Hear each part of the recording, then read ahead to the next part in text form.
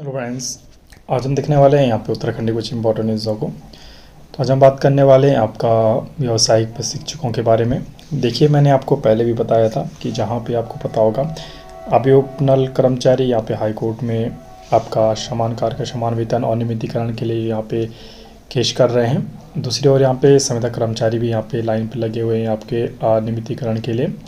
वहीं आपका व्यवसायिक शिक्षक भी यहाँ पे सचिवालय कूच कर रहे हैं।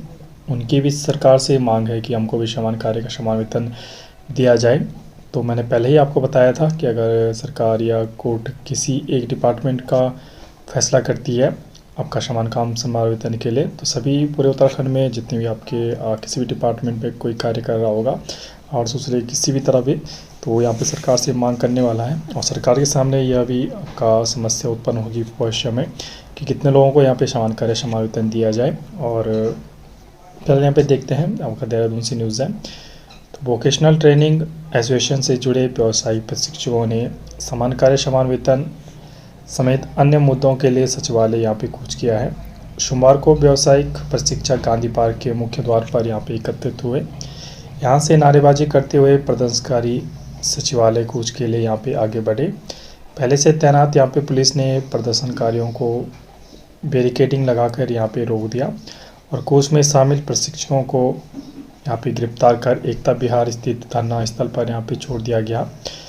व्यावसायिक प्रशिक्षकों ने बताया कि समग्र शिक्षा के अधीन कार्यदायी संस्था vision India service private limited की ओर से कक्षा 9 से 12 तक का आपका व्यवसाय शिक्षा का संचालन बीते करीब 5 वर्षों से किया जा रहा था, लेकिन मार्च 2026 के बाद प्रदेश में कार्यरत सभी 300 प्रशिक्षकों की आजीविका और राज्य में आपका अध्ययनरत करीबन आपका 35,000 छात्रों के पठन पाठन में आपका विशेष यहाँ पे संकट उत्पन्न हुआ है। प्रशिक्षकों ने कहा है कि पुनः बहाल करने, समान कार्य समान वेतन, ठेका प्रथा समाप्त करने समेत अन्य मांगों के लिए वह लंबे समय से आंदोलन कर रहे हैं, लेकिन उनकी मांगों पर कोई सुनवाई यहाँ पे नहीं होने से भारी आक्रोश यहाँ पे है। देखिए, मैं आपको बता दूँ ये कौन सा यहाँ पे डिपार्टमेंट की बात कर रहे हैं।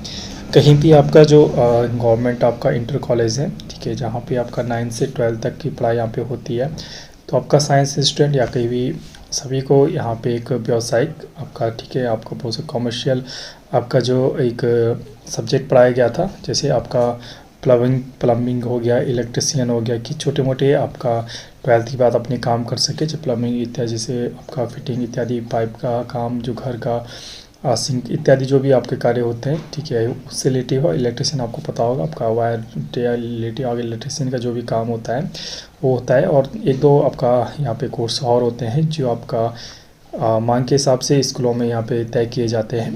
तो उन्हीं की बात यहाँ पे हो रही है। आपकी जानकारी में होंगे ऐसे व्यक्ति जो आपका व्यावसायिक शिक्षक यहाँ पे कार्य कर रहे हैं। इसमें जो योग्यता रखी गई है आपकी डिप्लोमा रखी गई थी, ठीक है, आपका कोई आपका टेक्निकल से आपका डिप्लोमा इत्यादि किया है, जैसे आपका कोई प्लम्बिंग है तो प्लम्बिंग, अगर सिविल किया है तो सिविल से आपका यहाँ पे लगे थे, और इलेक्ट्रिशियन पे इलेक्ट्रिकल से आपका किसी ने किया डिप्लोमा इत्यादि, तो वो लगे थे यहाँ पे। लेकिन कुछ समय बाद ही यहाँ पे लगभग 5 साल बाद आपका लगभग 21-22 में इनकी ज्वाइनिंग हो गई थी, और अभी यहाँ पे 5 साल बाद 2026 में इनको एक कंपनी के थ्रू यहाँ पे बाहर करने का रास्ता यहाँ पे दिखाया गया है। तो इनकी कुछ प्रमुख मांगे यही हैं कि पहला तो आपका यही कि आपका जो बाहर निकाला गया है पुनः यहाँ पे लिया जाए, और दूसरा आपका यही कि आपका जो समान कार्य समान वेतन है यहाँ पे दिया जाए, ठीक है। तो देखते हैं सरकार यहाँ पे कितने लोगों को यहाँ पे पेमेंट करती है, समान कार्य समान वेतन देती है। तो कुछ अपडेट रहता है बिल्कुल आप तो पहुँचा दिया जाएगा। ऐसे लेटेस्ट वीडियो के लिए भी हमारे चैनल सब्सक्राइब कीजिएगा, ज़्यादा लोगों को शेयर कीजिएगा। Okay, thank you.